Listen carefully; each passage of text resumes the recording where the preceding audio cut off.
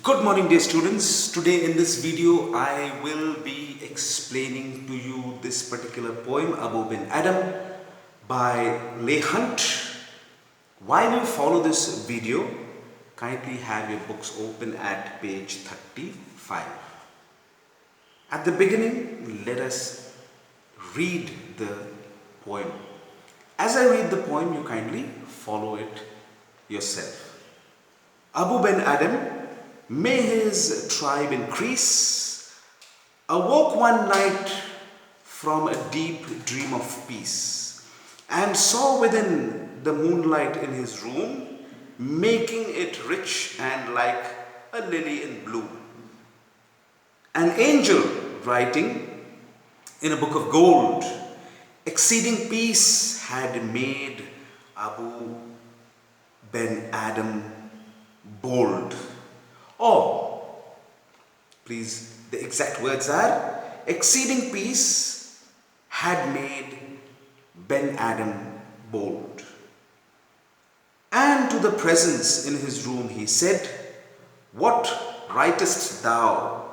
The vision raised its head, and with a look made of all sweet accord, answered the names of those who love the Lord. And is mine one? Said Abou. Nay, not so, replied the angel. Abou spoke more low, but cheerly still, and said, I pray thee, then, write me as one that loves his fellow men. The angel wrote and vanished. The next night it came again with a great awakening light and showed the names whom love of God had blessed. And lo, bin Adhem's name led all the rest. Now, looking at the first 5 lines of the poem, gentlemen, if you look at the first 5 lines, the first word of the poem begins with addressing Abou bin Adhem. The title of the poem is Abou bin Adhem. The poem begins with the same word addressing Abou bin Adhem, who was not present at the time when the poet addresses him. He was already dead and gone long ago. So, here a technique is used, a writing technique is used, a figure of speech called apostrophe, A-P-O-S-T-R-O-P-H-E, apostrophe is used. And what is this writing technique? The way the poet uses the presentation and the words very intelligently to bring out the message what the poet wants through the poem. So here this technique apostrophe is used. And what is this apostrophe? It is a figure of speech in which the speaker or the poet in this case directly or indirectly addresses someone or something which is not present at the time of it or the person being addressed, but is already dead. The person could have been already dead. The thing that the poet might address or call upon may not be present at that time of speaking, but the poet very cleverly brings out its presence during the narration. So here Abou bin Adhem wasn't present at the time when the poet was narrating his story. He was dead long ago. So this technique or this kind of figure of speech is called apostrophe. In reality, the thing being addressed or someone being addressed cannot respond back to the speaker. Please remember, the person or thing being addressed by the speaker cannot respond to the speaker. The entity or thing being addressed or the person being addressed may be absent. Here, Abou bin Adhem was absent and dead as well. Maybe dead, or it can be imaginary as well. An imaginary person, a poet can create and address the person. The person is not for real and is not there and cannot reply back in reality, cannot respond back in reality. Sometimes certain things which are abstract, such as love, hatred, these kind of qualities and abstract ideas which we can feel but cannot touch, can also be addressed by poets. Such kind of addressing of abstract ideas is also called apostrophe. A-P-O-S-T-R-O-P-H-E. Apostrophe, a technique used in writing, addressing something or someone which is not present at the time of speaking or at the time of it being addressed or him or her being addressed, and the thing which is being addressed or the person which is whom the speaker is addressing is not present at the time of speaking and cannot respond back to the speaker in reality. Sometimes objects like oceans, skies, stars are also addressed by poets. So this also falls under apostrophe, a figure of speech which is called apostrophe. So at the beginning, this technique of writing, or this technique, the appropriate word would be, the technique in writing is used by the poet Leigh Hunt, and this technique or figure of speech is apostrophe. He addresses someone who is not present at the time when the speaker Leigh Hunt was addressing Abou bin Adhem. Abou bin Adhem had been dead long ago, and he brings him to life in his poem. The next few words, as mentioned in the poem, says, Abou bin Adhem, may his tribe increase. May his tribe increase, meaning the poet says that honest, dedicated, kind, selfless, and pious, P-I-O-U-S, pious means holy, person like Abou bin Adhem, such people like him, he wishes, could increase in number and fill the earth, fill the land, so that the world would become a better place. So he wishes that there could be more number of people as Abou bin Adhem, filling the earth with their goodness, as he was good, kind, selfless, dedicated, honest, pure. He wished there were many more people like him, and such number of people increase so that the world would become a better place. Now, the poet here, gentlemen, makes a narration. He is narrating a story in the form of a parable with a moral lesson. Parable, I told you, a story, a simple story narrated with a strong moral lesson.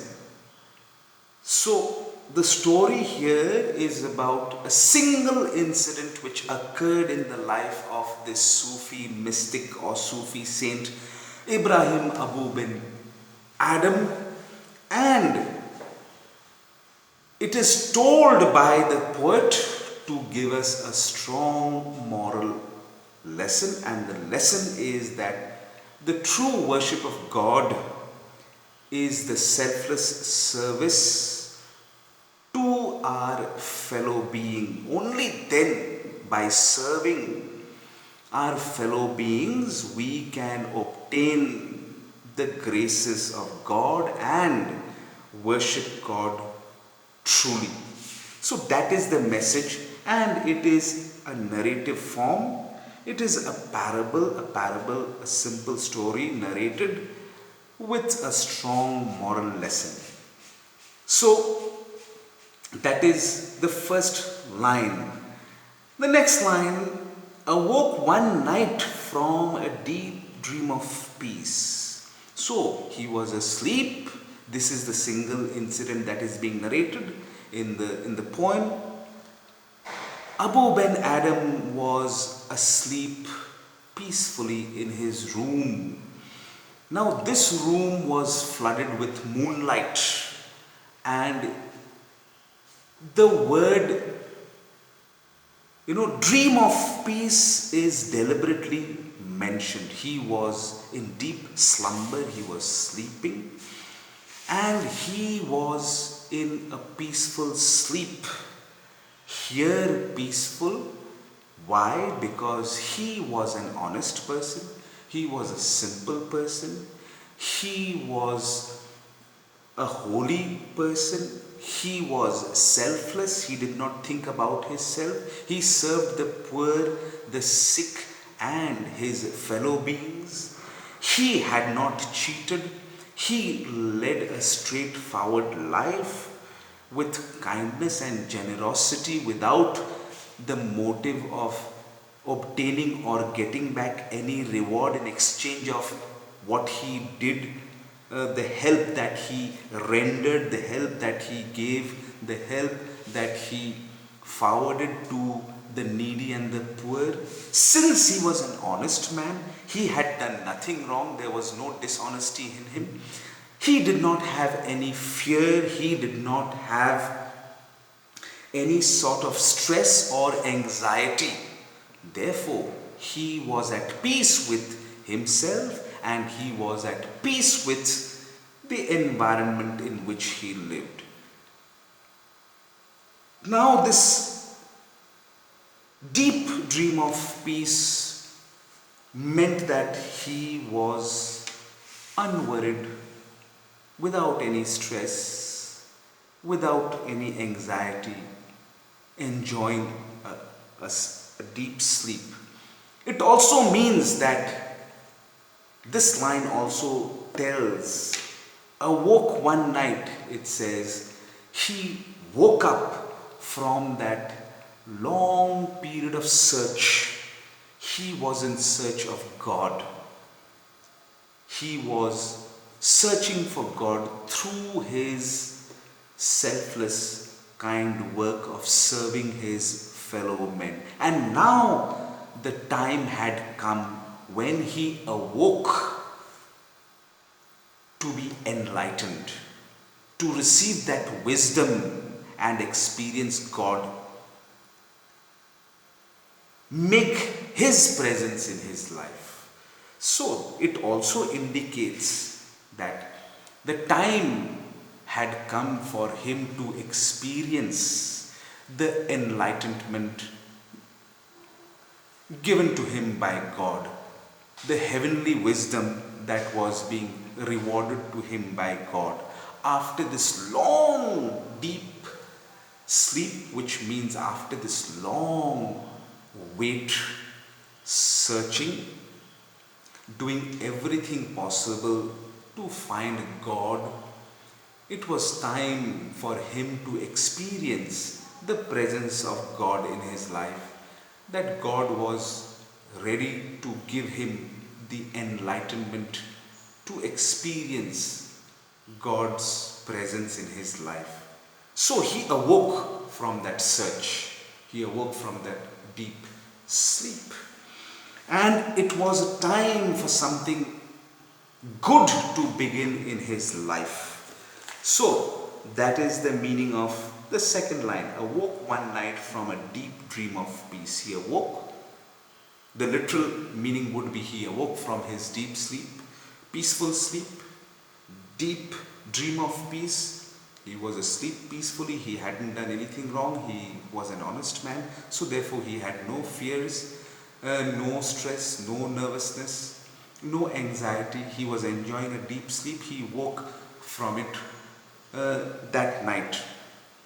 It also means that that long wait was going to end. That long searching wait was going to end, and there was something good that was going to happen. He was going to be granted the wisdom which he had been searching for and working towards to have by God. God was ready to enlighten him with the heavenly wisdom which he deserved. Next, gentlemen, and saw within the moonlight in his room, making it rich and like a lily in bloom, an angel writing in a book of gold. And he had seen in his room when he woke up from this deep peaceful sleep, he had seen an ethereal being. Ethereal.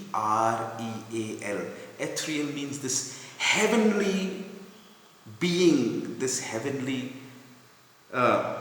entity, this silhouette, Silhouette, silhouette. This silhouette, the pronunciation is silhouette. He had seen this silhouette, this heavenly being, in the form of a bright light in his room. And what did he do? He was a little taken aback by the presence of this bright light. This bright light was nothing but the presence of an angel in his room, and he had seen the angel carried a book made of gold. He had also seen the angel busy doing some writing in that book made of gold. Now his room was described to be, semi-lit. It was not completely dark. He being a holy person, he being a selfless person, working for others, helping others, being kind to others, sharing with others, taking care of others. He being a holy, honest, pious, kind, pure man, he was in search of God. He was doing all that to find God. Now he was not in complete darkness. Otherwise the poet would have described his room to be completely dark. So he says that his room was filled with moonlight. That means he was in the right track. When the poet describes his room was flooded with moonlight, his room was not completely dark. So he was not completely ignorant. He wasn't a wicked man. He wasn't a dishonest man. He wasn't someone who did not take the right path towards God. He was taking the right path towards God. He was in search of God through his service to other human beings. So he was not completely ignorant. There was this light, but this light was not very clear. He had to find and meet God one day, face to face, and that is where the angel comes in. The angel is the presence of the heavenly wisdom that he was going to receive, or that he had confronted that night, that he had met that night. So his room being flooded with moonlight signifies that he was not completely ignorant of his spirituality, and he was not completely ignorant of God and what he should do to serve God and what he should do to love God. He was not completely ignorant. He was in search of God. He was in the right track. That is why his room was flooded with moonlight. This is what the moonlight signifies, that he was not completely in the dark, ignorant, wicked. He was not someone who did not search for God, did not serve God. He was in the right track. He was moving towards God. He was only waiting for God to make his presence in his life and grant him that wisdom or enlightenment. So his room was not completely dark, gentlemen. It was flooded with moonlight. It was illuminated by this soft moonlight, and in the moonlight he had seen this ethereal being, this silhouette present, this angel present.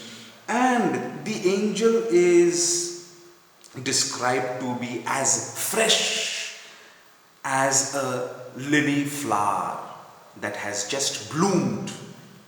You know, the presence of the angel was as fresh and as fragrant, as pure. Fragrant means sweet smelling. As fragrant, as sweet smelling, as pure as a lily flower bloom.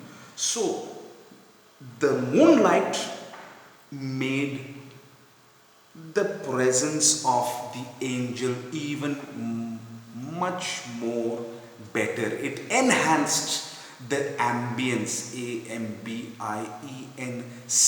ambience of the room, the atmosphere of the room. There was this holiness, there was this presence of holiness and purity in the room.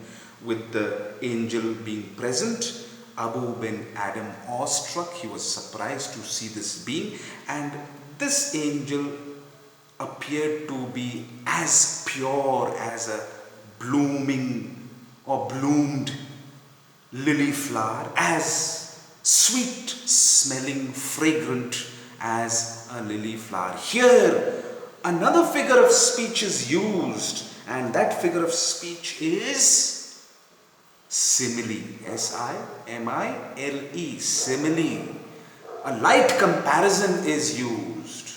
Comparison of what? The freshness of a lily flower, the fragrance of a lily flower, the purity of a lily flower when it blooms for the first time from its bud. That is being compared to the beauty, freshness and the purity of the angel. So the angel appeared like a bloomed, fresh, pure, fragrant lily flower. So gentlemen, here what is used? Simile, a figure of speech, a technique in writing where the poet is compared a flower to enhance, to explain, to make us feel the purity of the angel. Just imagine you are in a room and you meet an angel right before you. How would you feel? What would be the atmosphere in your room? It would be filled with purity, it would be filled with light, and it would feel that presence of, extreme happiness. So that was the same kind of description what the poet is trying to convey through comparing the bloomed lily flower with the pure presence of the angel. And what did he see the angel doing? He saw the angel was writing something in a book made of gold which he carried. He was taken aback. Any person would be taken aback, but he was not filled with fear, because he was a holy person. He was an honest man. He had done nothing wrong. There was nothing bad that he had done which he feared would be revealed or shown to others. Therefore, he was not discouraged. He was not frightened seeing the presence of the angel. But he was taken aback. He was a little surprised. And he asked the angel as to what the angel was doing. He had seen the angel writing something in a book made of gold. Now this book of gold also signifies, it also gives us an important message that anything to do with God is pure, is good, is highly valuable, and it cannot be valued comparing it with earthly material. So the book of gold also gives us the importance that anything connected to God is pure, is highly valuable and precious. So here it shows that something valuable, something precious and something life-changing that he was going to experience by the presence of the angel with that book made of gold. His life was going to change. His life, he now was going to experience the purity of God, the value of the heavenly reward that he was going to receive.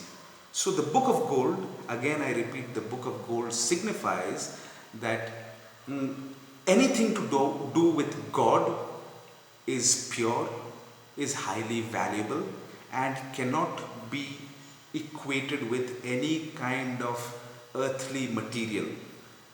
God cannot be equated with any kind of earthly material. Here the book of gold tells us that his life was going to change, that he was going to experience the heavenly purity, as pure as gold, as true as gold. And he was going to experience this life changing, where he would receive the wisdom of God and heaven. So gentlemen, let us read these 5 lines again and try and understand. Abou ben Adhem, may his tribe increase. So what technique is used at the beginning? The technique of apostrophe is used. The poet is addressing someone who is not present at the time when the poet is speaking, and the person Abou bin Adhem cannot respond to him. This technique is called apostrophe, and he says, may his tribe increase, means may the kind of honest, holy, selfless, kind, God-fearing man that Abou bin Adhem was, may the number of people like him increase and fill the earth with goodness as he filled the lives of people around him with goodness. Awoke one night from a deep dream of sleep. He awoke one night from his deep, peaceful sleep. Why peaceful? Peaceful because he hadn't done anything wrong. There was no stress, no nervousness, no fear in his heart, no anxiety in his heart of his dirty secrets or his wrong be revealed. So he slept peacefully. Since he was in the right track, he was moving towards God, helping others, being selfless towards others, helping the poor and the sick, and spreading the love of God in the lives of people. He was experiencing that peaceful sleep, and it also means that he was in the path of achieving God. He was moving in the right direction where God would reveal to him. He was just in the search of God by serving his fellow being. And when he woke up when his search ended, now that moment when he woke up means he came to life.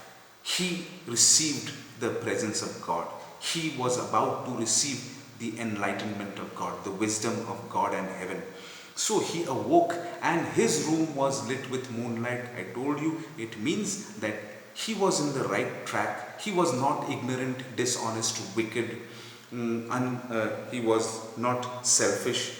So he never moved away, and he was not ignorant of God. He was aware of God.